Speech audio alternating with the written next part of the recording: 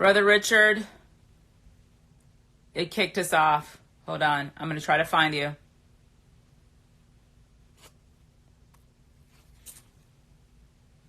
There you are.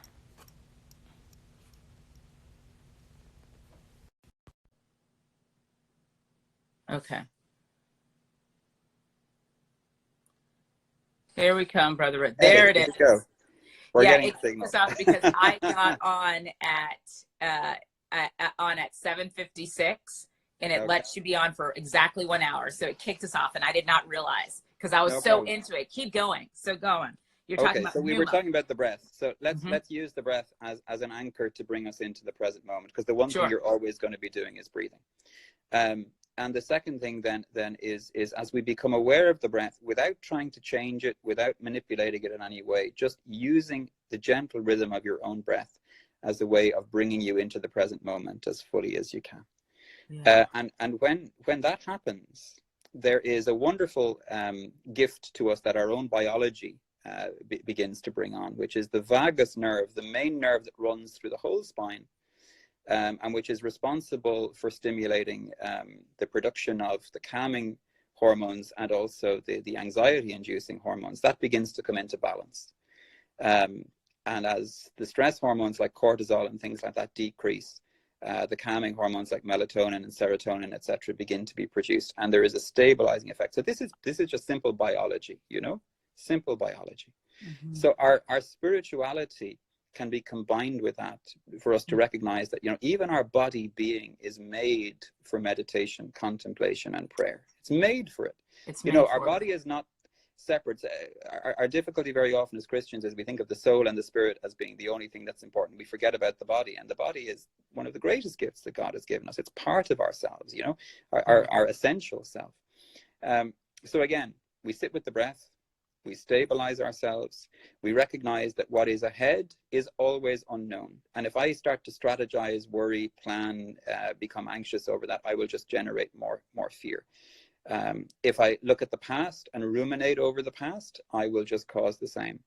Mm-hmm. So the great gift that contemplation gives is to recognize that the only place in which I can actually make choices, in which agency is present to me, is in the present moment. And the deeper I dwell in that, the more I recognize then that the future is going to be a mystery, and I leave that to God and to the providence of God, or I leave that to compassion, whatever name you want to place on it. Sure. And the past, the only gift that the past gives us is wisdom. That's the only gift that it can give us. We look at the past so as to elicit wisdom, so as to reflect on it. So past wisdom. Yeah, and then there's the possibility then of dwelling deeply in the present in a way that recognizes fear, absolutely recognizes it, but at the same time says to fear, I know you, and I know who you are, and I know the part of you, a part of me that you are. And I can nourish you and be compassionate even towards fear. You are brilliant. No, I mean, this is why you are brilliant. But the reason why I'm saying it and why I want you to hear me is you've given real practical application. Because sometimes we can sit down and we can talk to people who are spiritually minded, and it's so esoteric, it's so ethereal. It sounds lovely, but you walk away and you cannot implement that in your life. Sure. And my goal, what I want, and I'm going to ask you this question, is I want people to have a strong, significant takeaway from today. Okay. They can walk away and have practical things that they can do in their everyday life, in their little Kansas, city, in their big, beautiful, Madrid, wherever they are, that they can take these things that you're saying and actually incorporate them into their lives to lead a more present, compassionate life that is not wrecked by fear. Sure. Yeah. Well, I mean, the basics are the same wherever we are, clean your room. Yeah. You just keep having all these drops. I mean, drop the mic. I've never dropped a mic in my life. Clean the room. Clean the room. Things. Realize that the people who are closest to you in real life, not just virtually, but in real life, are the instruments through which your spirit will grow.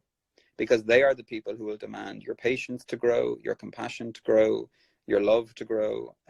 They're your teachers, the ones who are closest to you. You know, you don't need to go up the mountain to find the great guru on the hill. Your teacher is beside you. Your teacher is the person who's demanding of you, you know, a little more, because that demand might mean an increase in patience, or it might also mean you're discerning how your boundaries are, and the importance of creating, you know, good and solid ones. So there's a discernment in all those things. The only reason why I want to pause you on that Sure. is that is just, I want that to resonate right now and to reverberate. Sure. The fact, because I know what I'm apt to do. I'm really apt to be like, if I didn't have this joker, or if this wasn't like that, it would be much easier. Of course. And of course. what I'm hearing you say is, no, that's your teacher. Yeah. That's your teacher. Lean into it, Shay. The present moment is your teacher. So whoever is with you in the present moment, that's your teacher. Teaching. In that moment, that's your teacher. So it's important for us to recognize, I think, that we're very good at idealizing, and particularly anybody who's trying to follow a spiritual path. One of the great dangers is idealizing a different space with different people, you know, and saying everything will begin when I get there, you know. It doesn't begin there. It begins here. It begins here and now. And you have this moment in which to practice. You don't know if you're going to have the next moment. So practice now. Right. You know? And I think that's the great gift of prayer. And you know, it's the gift that our grandmothers taught us, you know. The idea of being present to a family, of being present to a community, of doing the work that was set in front of you, of recognizing it as a way of encountering the divine. You know, we're only relearning what the grandmothers taught us, you know, for years and years and years. And I think there's a tremendous earthiness that is needed for us to be able to be present to that, you know. God, this is, for me, this has been amazing. I hope that it's been something for you, Brother Richard. Oh, it's been a great gift. Yeah, it's always a gift to talk to someone and meet someone new for the first time. Yeah, it's a great gift. Isn't that great that we're meeting each other? That's what I love about right now. We just met each other for the first time via Instagram Live. There you go. Yeah. I know it probably will sound trite to you, but do you have your poem locked down? Yeah, I can Could read you it read if you it? like. Sure. I would love that. Sure, no problem. So maybe we can end on this. So yes, I love that. Okay. Lockdown. Yes, there is fear. Yes, there is isolation. Yes, there is panic buying. Yes, there is sickness. Yes, there is even death. But they say that in Wuhan, after so many years of noise, you can hear the birds again. They say that after just a few weeks of quiet, the sky is no longer thick with fumes, but blue and grey and clear. They say that in the streets of Assisi, people are singing to each other across the empty squares, keeping their windows open so that those who are alone may hear the sounds of family around them. They say that a hotel in the west of Ireland is offering free meals and delivery to the housebound. Today, a young woman I know is busy spreading flyers with her number throughout the neighbourhood so that the elders may have someone to call on. Today, churches, synagogues, mosques and temples are preparing to welcome and shelter the homeless, the sick, the weary. All over the world, people are slowing down and reflecting. All over the world, people are looking at their neighbors in a new way. All over the world, people are waking up to a new reality. To how big we really are, to how little control we really have, to what really matters, to love. So we pray and we remember that yes, there is fear, but there does not have to be hate. Yes, there is isolation, but there does not have to be loneliness. Yes, there is panic buying, but there does not have to be meanness. Yes, there is sickness, but there does not have to be disease of the soul. Yes, there is even death, but there can always be a rebirth of love. Wake to the choices you make as to how to live now. Today, breathe. Listen. Behind the factory noises of your panic, the birds are singing again. The sky is clearing. Spring is coming. And we are always encompassed by love. Always. Open the windows of your soul. And though you may not be able to touch across the empty square, sing.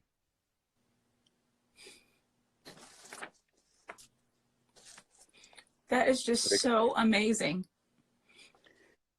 Thank you. I love it. It wrecks me every time I hear it. It's starting to wreck me as well. It's good. There you are. I'm so glad, because it it pinches my heart in just all of the perfect ways. Okay. When did you write that? It was on the 13th of March. It was a couple of days after we had begun to hear that what was happening over in China was beginning to make its presence felt in many other places of the world, and it had begun to appear here as well. So right at that moment, on that day, in fact, when I wrote it, I heard the stories of a Chinese lady in Wuhan who was speaking about the fact that she was astounded that she could now hear birds because all of the factories had stopped working. Wow. We got a report from Assisi, which is the kind of the origin place, the home place of St. Francis, about the people singing across the squares. Yeah. And then we also had, as I said, that email reached me from that lady who was beginning to send out the flyers with her name on it. So those three events came together, and together they inspired the poem. Did you write it in the morning, night, middle of the day? It was a morning. It had kind of coalesced, I suppose, at night and during a time of practice, during a time of meditation. There are poems that you work on, and they take time and they take energy, and you go back to them and you're never really happy with them. But this was a flow moment. Just flowed through you. And can I tell you, you can tell that. You can tell that. Well, thank you. I'm a writer as well, and I was like, this just flowed through this brother. It just flowed because it is so wet. It is so wet, Brother Richard. Yeah. It just washes and touches so deeply. Yeah. I knew this had to have just been deposited, like proof. It certainly felt like that. I'm always slightly uncomfortable in saying I write poetry. I feel poetry writes itself through us, you know? Yes, it's true. It comes from elsewhere. And when you're in the flow, as you know, when you're in the flow, you can't not write it. Right. So it arrived. I put it up on Facebook. I went to bed, and the following morning I woke up and it had gone nova across the world. And I'm still trying to catch up on emails and messages and all of these kind of things. It's been translated now into 13 different languages. Yes. It has gone, people have filmed it, people have spoken it, it's been on radio, it's been on I did it. I spoke your poem. Well, there you go. It's everywhere. It's everywhere. So it's been a gift, and it's one of those things that you kind of, at this stage now, you just sort of let it go and let it into the world. And if it's doing a bit of good and bringing a bit of hope, then I'm very glad. Oh, it is definitely, Brother Richard. It is definitely bringing hope. It is definitely, it's wetting all of our souls in the right way. It's wrecking us in the most beautiful ways that make us, for me, pause and be compassionate. Mm-hmm. Pause and see, right? Mm-hmm. And if I wanted more of Brother Richard, we're going to do this again, by the way. Okay.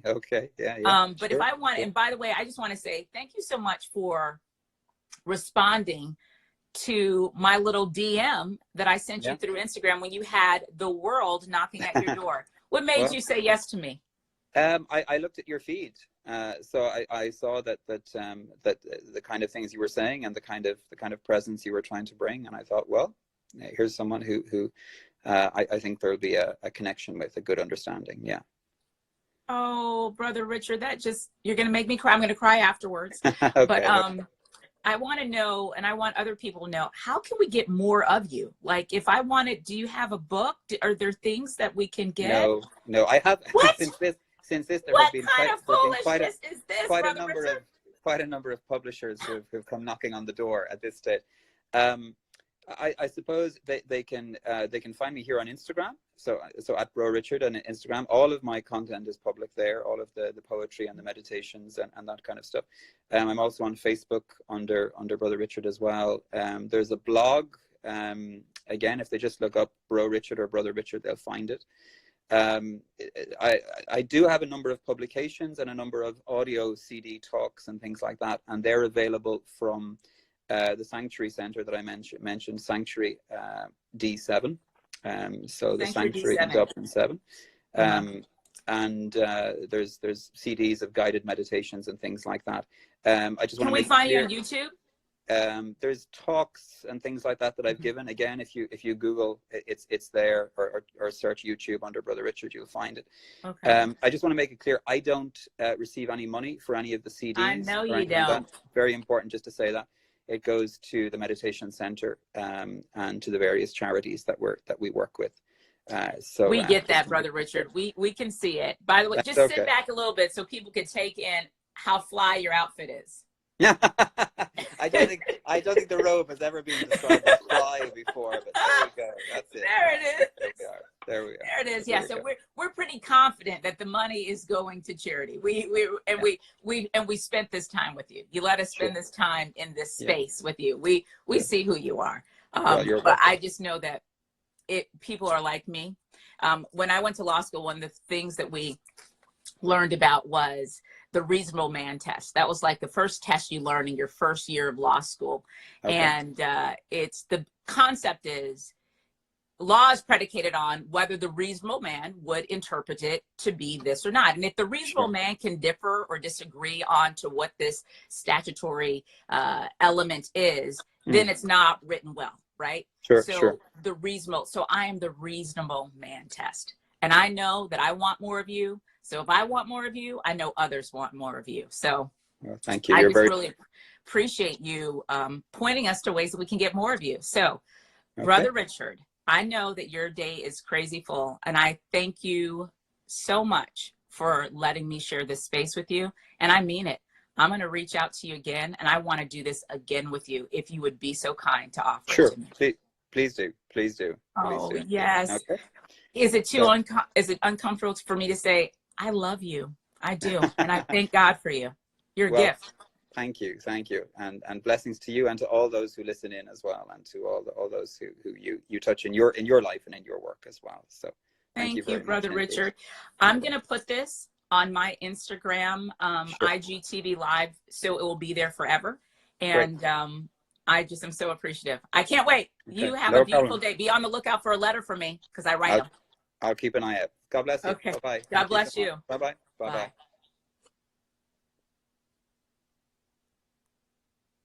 Matthew?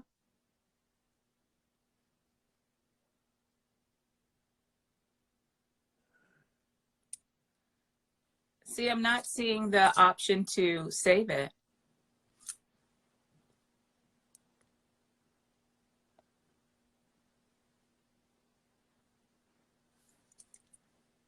Could you come here real quick and help me? I'm not seeing the option to save it to my camera roll.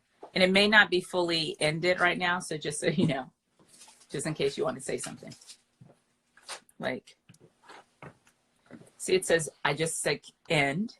Are you sure you want to end your video? And I went up there and I don't see it. So do I cancel? Let me cancel it right now. What do I see? See, there's no play.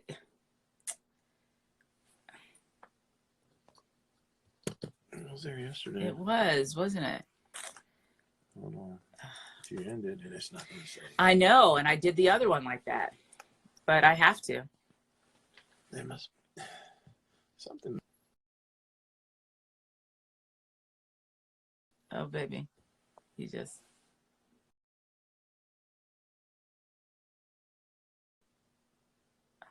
We turned the camera and we're still live. Okay.